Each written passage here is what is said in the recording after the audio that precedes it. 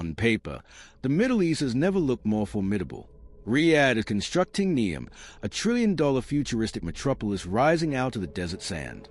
Abu Dhabi's sovereign wealth funds control over $1.5 trillion, buying up global sports franchises, prime Western real estate, and semiconductor supply chains. The region is, to all outward appearances, the indispensable hub of global capital. But underneath this glittering facade lies a fragile reality. For all the glass skyscrapers and sovereign wealth, the entire region is balanced on a knife edge. It is a system designed for a world that no longer exists. This is a red line, where we uncover the hidden systems, decisions, and forces shaping the future of our world. And today, we explore why the Middle East's biggest challenge may not be building the future, but surviving the forces that could tear it apart. For perspective, a single, cheap commercial drone, costing less than a used car, can bypass a multi-million-dollar air defense battery and halt 5% of the global oil supply in a single strike. This is not a theoretical vulnerability. It is a new normal. The paradigm of absolute state security has dissolved. The old rules of energy, trade, and geography have completely broken down, and the Middle East will never be the same. To understand how we arrived at this cliff, we have to look past the daily news cycle and focus on the cold, hard realities of physical geography. The Middle East is not just a collection of sovereign states. It is a complex kinetic highway. It contains three of the world's most critical maritime choke points: the Suez Canal, the Bab el-Mandeb Strait, and the Strait of Hormuz. Together, these narrow waterways act as a vascular system for global commerce. Through these corridors flows nearly 30% of all global container traffic and over 20% of the world's petroleum. If these veins are pinched, the global economy immediately suffocates. The catalyst, however, dates to 1980. This was the year of the Carter Doctrine. The United States made a solemn, structural commitment. Any attempt by an outside force to gain control of the Persian Gulf region will be regarded as an assault on the vital interests of America, to be repelled by any means necessary, including military force. For 40 years, this single geopolitical arrangement anchored the region. Washington provided an absolute security umbrella, keeping the trade lanes open, while the Gulf states kept the global economy lubricated with cheap, dollar-denominated oil. But here's the thing, that umbrella is folding. The United States has transitioned from the world's largest oil importer to its largest net exporter. Thanks to the shale revolution, the strategic math has changed.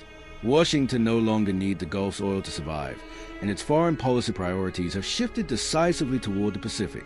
The security guarantor is leaving the building, and the vacuum left behind is structurally unstable. This withdrawal triggers a brutal feedback loop that runs directly through the domestic economies of the region. For decades, Middle Eastern governments maintained internal stability through a very specific social contract. Citizens surrendered political freedoms in exchange for immense state patronage, guaranteed public sector jobs, heavily subsidized fuel, free healthcare, and virtually free water. For perspective, Saudi Arabia uses massive amount of energy just to desalinate water, consuming hundreds of thousands of barrels of crude oil per day simply to keep the taps running in its desert cities. In other words, these regimes were buying peace. But this model requires continuous, massive influx of high-margin oil revenue. As the global energy transition accelerates and capital shifts away from fossil fuels, that revenue stream is facing structural decline. The cushion is eroding. The consequence goes full circle. To preserve cash, governments must cut subsidies. When you cut subsidies, the cost of living skyrockets. This is occurring in a region with one of the youngest populations on Earth, where over 60% of the population is under the age of 30, facing rampant structural unemployment. We must also factor in external dependencies. The region is the world's largest net importer of wheat. When supply chains fracture or geopolitical rifts close Black Sea ports, the cost of bread spikes immediately. Historically, bread subsidies have been the final barrier preventing street-level revolt. But the dominoes do not stop at economic policy. They cascade into the physical environment. The Middle East is warming at twice the global average. Aquifers that took millennia to fill are being pumped dry to sustain inefficient domestic agriculture. The Tigris and Euphrates rivers, the very cradle of civilization, are drying up due to upstream damming by Turkey and severe drought.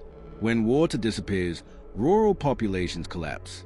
They migrate en masse to overcrowded, under-equipped urban centers, creating a powder keg of socio-economic pressure. The margin for error is gone. When internal systems fray, they inevitably leak across borders. The decline of the American security umbrella has not led to a local balance of power. It has unleashed a multipolar, unchecked competition for survival.